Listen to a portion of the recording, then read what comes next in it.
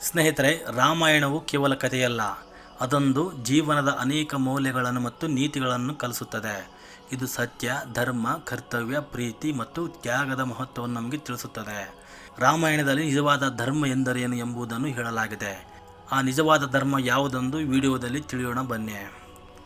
ಸ್ನೇಹಿತರೆ, ಹಿಂದೂ ಧರ್ಮದಲ್ಲಿನ 2 ಮಹಾಕಾವ್ಯಗಳಲ್ಲಿ ರಾಮಾಯಣ ಕೂಡ ಒಂದು. ಸಂಸ್ಕೃತ ಮಹಾಕಾವ್ಯವಾದ ರಾಮಾಯಣವನ್ನು ಮಹರ್ಷಿ ವಾಲ್ಮೀಕಿ ರಚಿಸಿದ್ದಾರೆ. ರಾಮಾಯಣವು ಭಗವಾನ್ ವಿಷ್ಣುವಿನ 7ನೇ ಅವತಾರವೆಂದು ಪರಿಗಣಿಸಲ್ಪಟ್ಟಿರುವ ಭಗವಾನ್ ರಾಮನ ಜೀವನ ಕಥೆಯನ್ನು ಆಧರಿಸಿದೆ. ರಾಮಾಯಣದ ಕಥೆಯು ಅಯೋಧ್ಯೆಯ ರಾಜ ದಶರಥನ 4 ಪುತ್ರರಲ್ಲಿ ಹಿರಿಯನಾದ ಭಗವಾನ್ ರಾಮನ ವನವಾಸದಿಂದ ಪ್ರಾರಂಭವಾಗುತ್ತದೆ.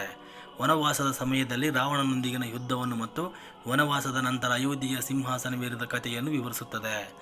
ರಾಮಾಯಣದಲ್ಲಿ ಧರ್ಮದ ಕುರಿತು ಹೇಳಲಾಗಿದೆ. ಅದು ಏನೆಂದು ಹೇಳ್ತೀನಿ ಕೇಳಿ. ಸ್ನೇಹಿತರೆ, ರಾಮಾಯಣದ ಪ್ರಕಾರ ಧರ್ಮ ಎಂದರೆ ಕೇವಲ ಆಧ್ಯಾತ್ಮಿಕತೆಯಲ್ಲ, ಅದೊಂದು ವೈಯಕ್ತಿಕ ನಡವಳಿಕೆ, ಸಾಮಾಜಿಕ ಕರ್ತವ್ಯ ಮತ್ತು ನೈತಿಕ ಮೌಲ್ಯಗಳ ಸಂಯೋಜನೆಯಾಗಿದೆ. ಇದು ಸತ್ಯ, ನ್ಯಾಯ, ದಯೆ, ಕರ್ತವ್ಯನಿಷ್ಠೆ, ತ್ಯಾಗ, ನೀತಿ ಮತ್ತು ಸಾಮಾಜಿಕ ಕಲ್ಯಾಣದಂತಹ ಗುಣಗಳನ್ನು ಉತ್ತೇಜಿಸುತ್ತದೆ.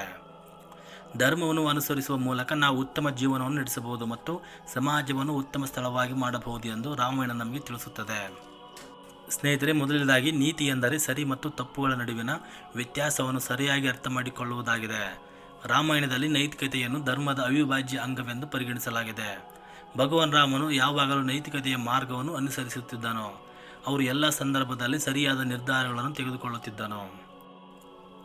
ಎರಡನೇದಾಗಿ ತ್ಯಾಗವನ್ನು ಧರ್ಮದ ಪ್ರಮುಖ ಗುಣವೆಂದು ಪರಿಗಣಿಸಲಾಗಿದೆ.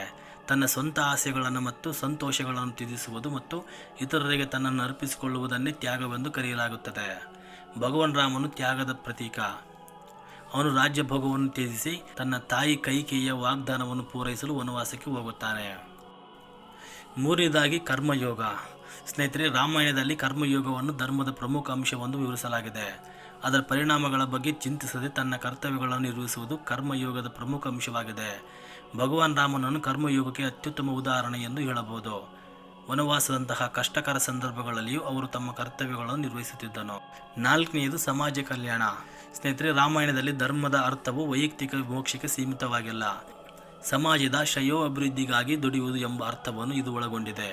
ಭಗವಾನ್ ರಾಮನು ತನ್ನ ಜೀವನದ ಗುರಿಯನ್ನು ಜನರ ಸೇವೆ ಮತ್ತು ಅವರನ್ನು ದುಃಖದಿಂದ ಬಿಡುಗಡೆ ಮಾಡುವುದಾಗಿ ಬಳಸಿಕೊಂಡಿದ್ದನು.